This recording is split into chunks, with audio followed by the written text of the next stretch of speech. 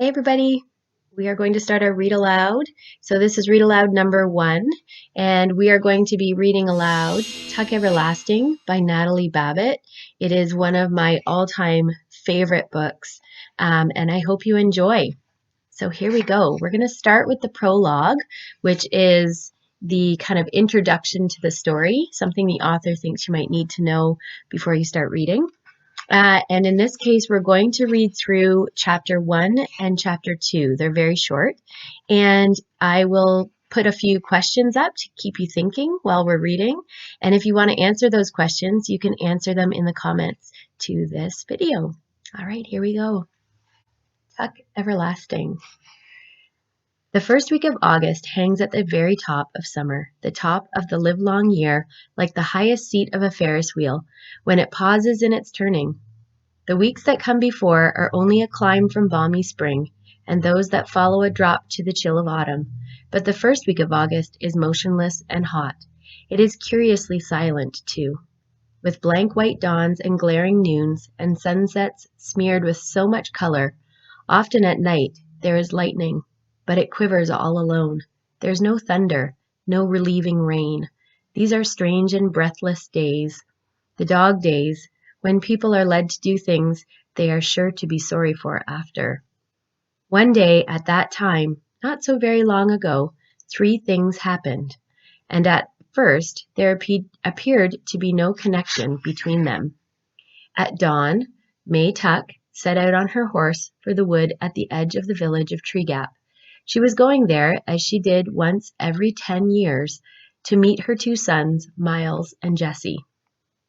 At noontime, Winnie Foster, whose family owned the Tree Gap Wood, lost her patience at last and decided to think about running away.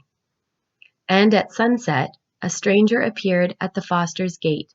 He was looking for someone, but he didn't say who. No connection, would you agree? But things can come together in strange ways. The wood was at the center, the hub of the wheel. All wheels must have a hub. A Ferris wheel has one, as the sun is the hub of the wheeling calendar. Fixed points they are, and best left undisturbed, for without them nothing holds together. But sometimes people find this out too late. Chapter 1. The road that led to Tree Gap had been trod out long before by a herd of cows who were, to say the least, relaxed. It wandered along in curves and easy angles, swayed off and up in a pleasant tangent to the top of a small hill, ambled down again between fringes of bee-hung clover, and then cut sideways across a meadow. Here its edges blurred. It widened and seemed to pause, suggesting tranquil bovine picnics, slow chewing and thoughtful contemplation of the infinite. And then it went on again and came at last to the wood. But on reaching the shadows at the first trees, it veered sharply, swung out in a wide arc, as if, for the first time, it had reason to think where it was going, and passed around. On the other side of the wood, the sense of easiness dissolved. The road no longer belonged to the cows. It became instead, and rather abruptly, the property of people, and all at once the sun was uncomfortably hot, the dust oppressive, and the meager grass along its edges somewhat ragged and forlorn. On the left stood the first house, a square and solid cottage with a touch-me-not appearance, surrounded by grass cut painfully to the quick, and enclosed by a capable iron fence some 4 feet high, which clearly said, "Move on, we don't want you here." So the road went humbly by and made its way past cottages more and more frequent, but less and less forbidding, into the village. But the village doesn't matter, except the jailhouse and the gallows. The first house only is important. The first house, the road, and the wood. There was something strange about the wood. If the look of the first house suggested that you'd better pass it by, so did the look of the wood, but for quite a different reason. The house was so proud of itself that you wanted to make a lot of noise as you passed, and maybe even throw a rock or two, but the wood had a sleeping, other-world appearance that made you want to speak in whispers. This at least is what the cows must have thought. Let it keep its peace. We won't disturb it. Whether the people felt that way about the wood or not is difficult to say. There were some, perhaps, who did, but for the most part the people followed the road around the wood because that was the way it led. There was no road through the wood, and anyway, for the people, there was another reason to leave the wood to itself. It belonged to the Fosters, the owners of the Touch-me-not cottage, and was therefore private property in spite of the fact that it lay outside the fence and was perfectly accessible. The ownership of land is an odd thing when you come to think of it. How deep, after all, can it go? If a person owns a piece of land, does he own it all the way down in ever narrowing dimensions till it meets all other pieces at the center of the earth? Or does ownership consist only of a thin crust under which the friendly worms have never heard of trespassing? In any case, the wood being on top, except of course for its roots, was owned bud and bough by the Fosters in the Touch-me-not cottage. And if they never went there, if they never wandered in among the trees, well, that was their affair. Winnie, the only child of the house, never went there, though she sometimes stood inside the fence, carelessly banging a stick against the iron bars, and looked at it. But she had never been curious about it.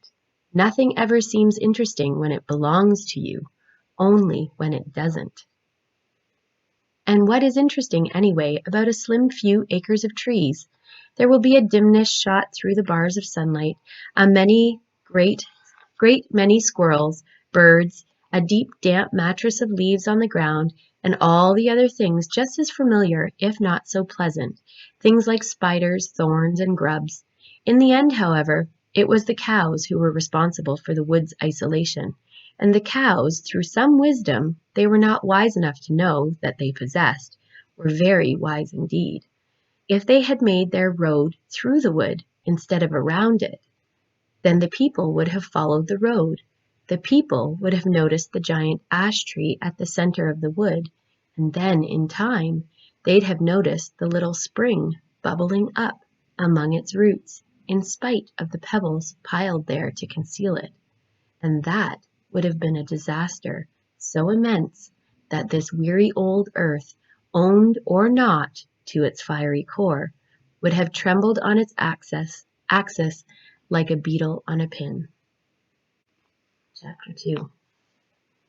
And so at dawn that day in the first week of August, May Tuck woke up and lay for a while beaming at the cobwebs on the ceiling. At last she said aloud, "The boys will be coming home tomorrow." May's husband, on his back beside her, did not stir. He was still asleep, and the melancholy creases that folded his daytime face were smoothed and slack. He snored gently, and for a moment the corners of his mouth turned upward in a smile. Tuck almost never smiled, except in sleep. May sat up in bed and looked at him tolerantly. "The boys will be home tomorrow," she said again, a little more loudly. Tuck twitched, and the smile vanished. He opened his eyes. "Why'd you have to wake me up?" he sighed. "I was having that dream again, that good one where we're all in heaven and never heard a tree gap." May sat there frowning, a great potato of a woman, with a round, sensible face and calm brown eyes. "It's no use having that dream," she said. "Nothing's going to change." "You tell me that every day," said Tuck, turning away from her onto his side. "Anyways, I can't help what I dream." "Maybe not," said May, "but all the same, you should have got used to things by now." Tuck groaned. "I'm going back to sleep," he said. "Not me," said May. "I'm going to take the horse and go down to the wood to meet them." "Meet who?" "The boys, Tuck, our sons. I'm going to ride down to meet them." "Better not do that," said Tuck. "I know," said May, "but I just can't wait to see them. Anyways, it's 10 years since I went to Tree Gap. No one'll remember me. I'll ride in at sunset just to the wood. I won't go into the village. But even if someone did see me, they won't remember. They never did before now, did they?" "Suit yourself, then," said Tuck into his pillow. "I'm going back to sleep." May Tuck climbed out of bed and began to dress. 3 petticoats, a rusty brown skirt, and one enormous pocket, an old cotton jacket, and a knitted shawl, which she pinned across her bosom with a tarnished metal brooch. The sounds of her dressing were so familiar to Tuck that he could say, without opening his eyes, "You don't need that shawl in the middle of summer." May ignored his observation. Instead, she said, "Will you be all right? We won't get back till late tomorrow." Tuck rolled over and made a rueful face at her. "What in the world could possibly happen to me?" "That's so," said May. "I keep forgetting." "I don't," said Tuck. "Have a nice time." And in a moment he was asleep again. May sat on the edge of the bed and pulled on a pair of short leather boots, so thin and soft with age it was a wonder they held together. Then she stood and took from the washstand beside the bed a little square-shaped object, a music box, painted with pretty roses and lilies of the valley. It was the one pretty thing she owned, and she never went anywhere without it. Her fingers strayed to the winding key on the bottom, but glancing at the sleeping Tuck, she shook her head, gave the little box a pat, and dropped it into her pocket. Then, last of all, she pulled down over her ears a blue straw hat with a drooping, exhausted brim. But before she put on the hat, she brushed her gray-brown hair and wound it into a bun at the back of her neck. She did this quickly and skillfully without a single glance in the mirror. May Tuck didn't need a mirror, though she had one propped up on a washstand. She knew very well what she would see in it.